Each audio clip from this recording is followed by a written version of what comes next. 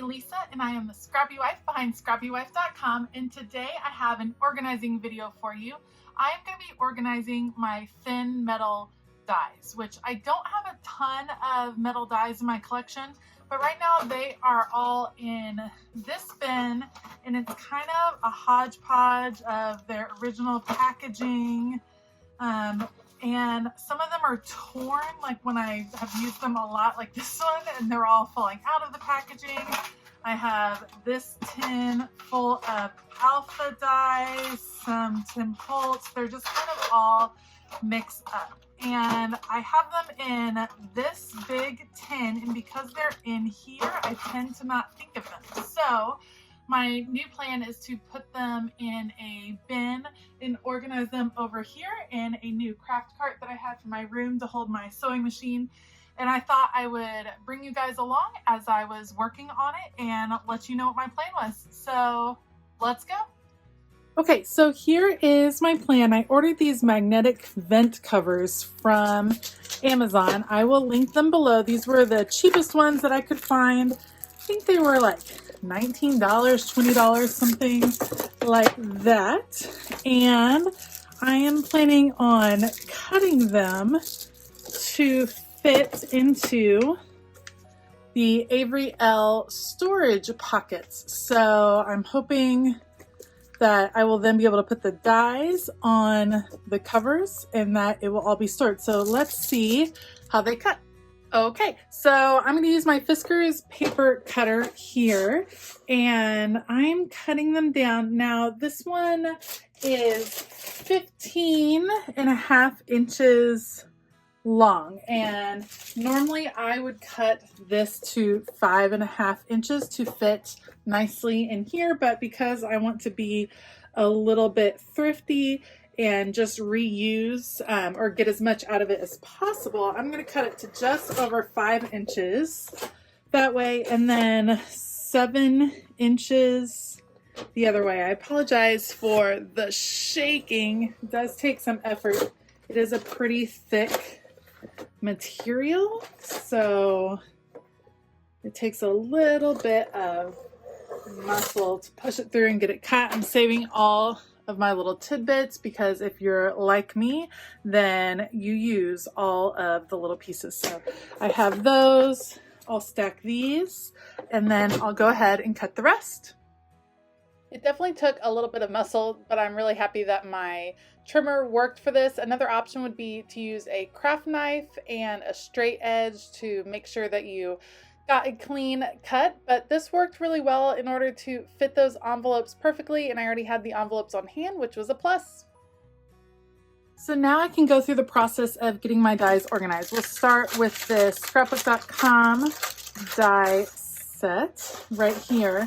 And what's great, especially about these nested dies, is that you can keep them all organized pretty easily on here. They're all meant to nest in each other. And this way they all stay nice, easy to get to. You can see, and it just goes straight on there. They're not going to slide around. I don't have to worry about packaging ripping. I can pull them out easily, and everything is nice and secure. Dies are certainly an investment. These metal dies, especially some of these nested sets. And that's why I've been picking them up slowly but surely. And this way I can keep them in the best condition possible so that they will last and last. So just getting them all on here, and you can see how much you can store on one of these. And it's fantastic. So it all stays together, no big deal. Now, what I will do is put them in to my storage pocket right here. Fits super well. Now, this particular one, a little bit large, not a big deal for me. And then what I'm going to do is actually cut out the labeling. Now, you could do this by cutting out the labels and then attaching it to the storage pocket. You could do your label maker. If you have a Cricut machine, you could certainly cut out labels, which I might do eventually.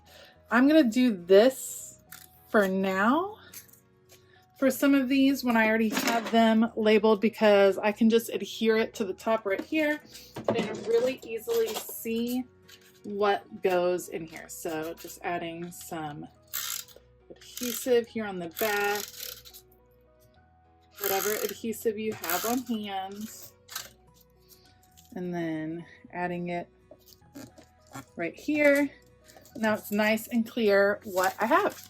Now I'm going to go through the rest of my dies and do the same thing. As I was sorting, I made the decision to save some of the packaging. So you'll see, for instance, with the Sizzix piece, I do cut off the very top so I can see Sizzix and triplets, and then I put the inspiration piece in the back. And that's just so I can see the intended use for the dies, and that way I don't forget how they layer together. Just as my collection grows, I don't want to lose track of why I bought that die. For sets like this where I do not have the original packaging, I'm going to go ahead and use my P-Touch Embellish label maker, and I will just simply print out some labels that say Jane Davenport. And when I have those, I'm going to use them. Now the only labels I have at the moment, because of everything that's going on, are clear, and I know that the clear won't really show up well against the black background, so I'm going to simply cut them out and mount them on some pink scrap paper that I have on hand, and then I'll be able to cut those out and label pretty clearly. I actually do end up running out of label tape by the end of this.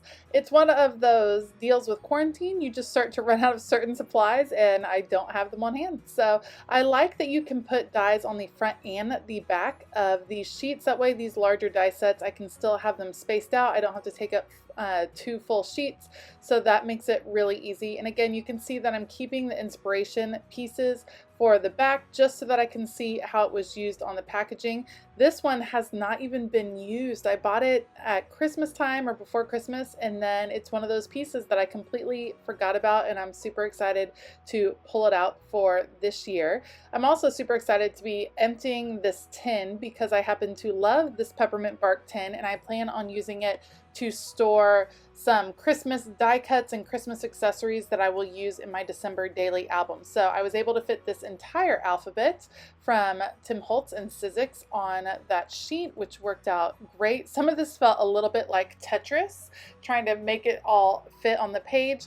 These are some kind of extra pieces from Jane Davenport and an add-on from scrapbook.com that I got for free, and just decided to combine those two onto one sheet, and now we are done.